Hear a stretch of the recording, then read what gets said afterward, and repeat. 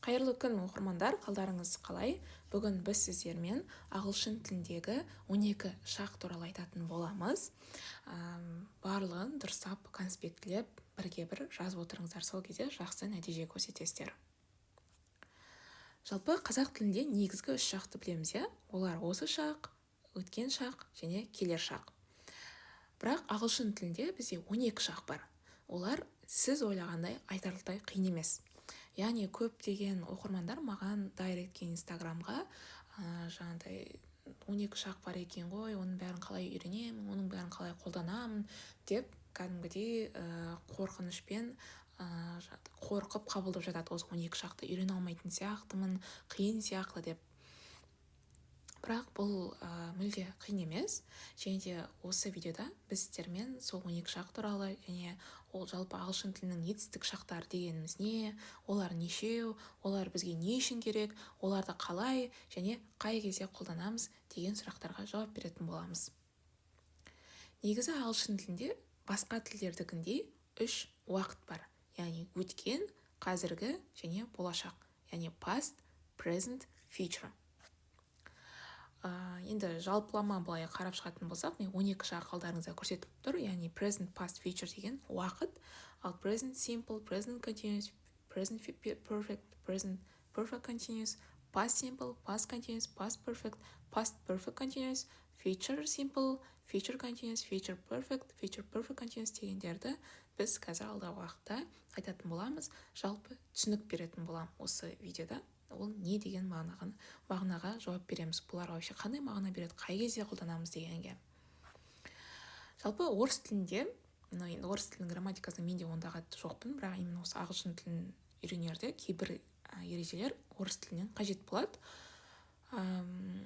Сіздерге әлдеқайда оңайлатып түсіндіруге тырысамын. Қараңыздар. Орыс тілінде етістіктің 2 түрі бар. Совершенный или несовершенный вид деген. Етістіктің осындай 2 түрі бар. Яғни қазақша аударған кезде ол совершенный деген ол нақты аяқталған іс. Ал несовершенный вид, яғни әлі аяқталмаған іс-әрекет, әлі бітпеген іс-әрекет туралы айтамыз. Мысалы, я читал книгу десе, ол мысалы несовершенный вид, ол яғни әлі аяқталмаған іс. Әлі кітапты оқыдым деді, просто кітапты оқыдым деп жауап берді.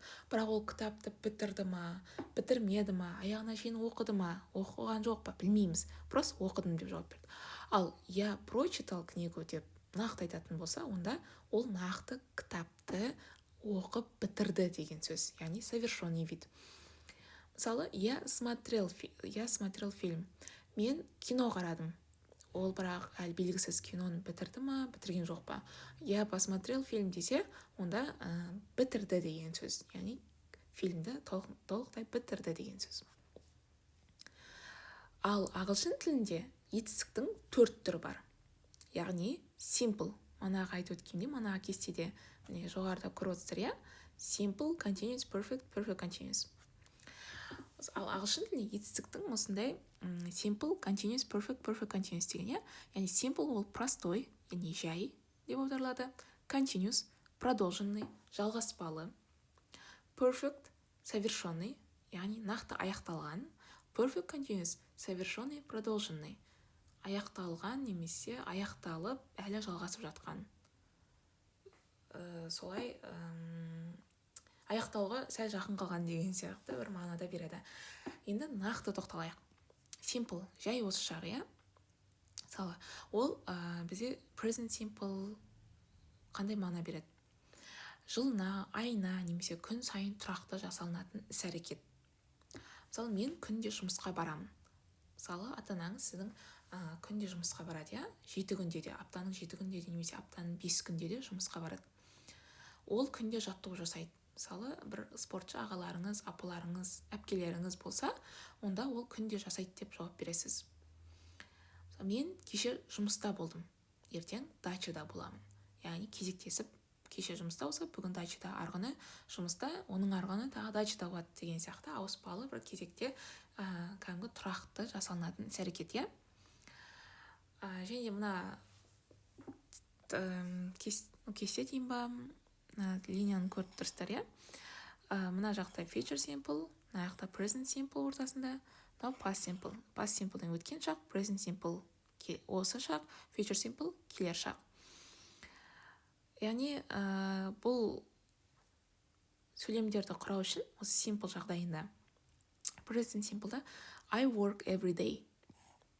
I work every day. Мен күнде жұмыс жасаймын. Past simple'да I worked yesterday. Future simple'да I will work tomorrow деп айтасыз. Яғни бұл жерде time маркерстер керек. Күнде, yesterday кеше, tomorrow ертең.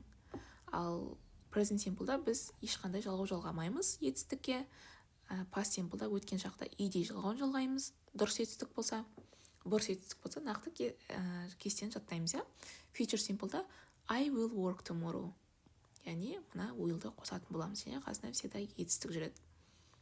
Яғни жылына, айына, немесе күн сайын тұрақты жасалынатын іс-әрекетті біз simple деп атаймыз.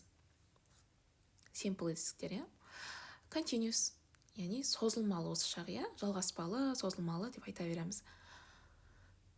Мысалы, сіз істің ортасындасыз, яғни істі әлі аяқтаған жоқсыз. Нақты аяқталынған жоқ, Сол кезде, мысалы, біз былай айтсақ болады. I'm working now.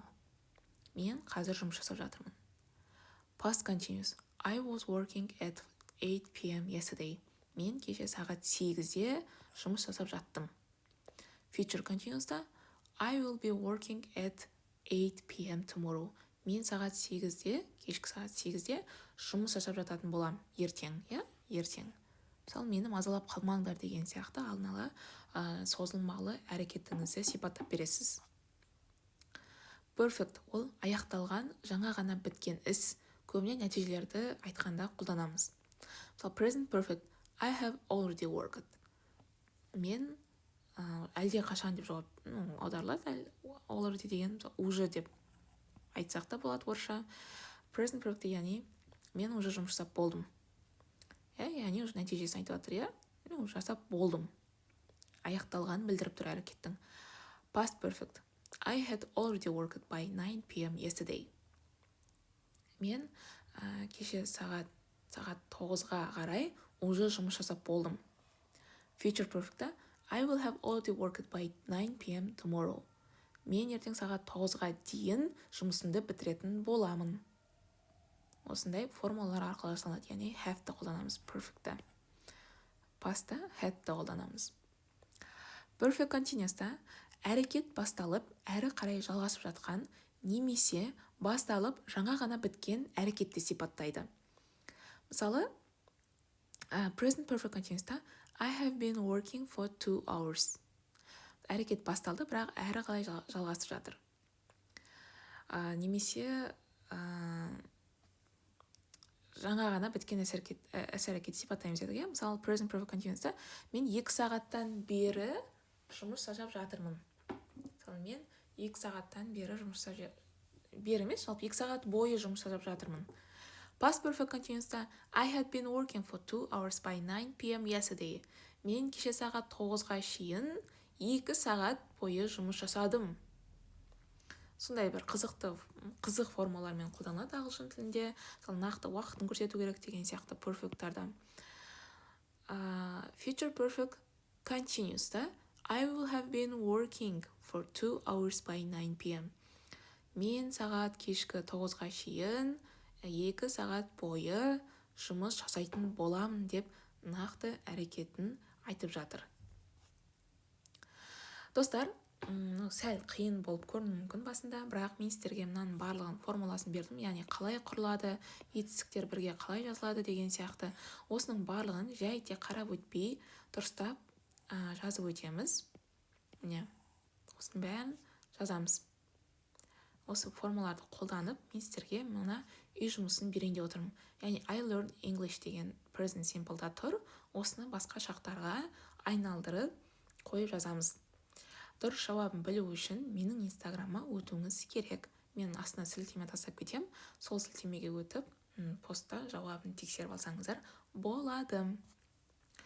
Енді бұл сіздерге пайдалы болды деген үміттемін. Басында қиын болуы мүмкін, бірақ жаттықсаңыздар дұрыс түсінсеңіздер, және де менің парақшамдағы осы YouTube парақшамдағы видеолардың барлығын қарап шықсаңыздар, осы шақтарға байланысты жақсы түсінетін боласыздар. Барлығын мұқият жазып, конспектлеп алыңыздар. Назар аударып тыңдағандарыңыз үшін рахмет. Сау болыңыздар.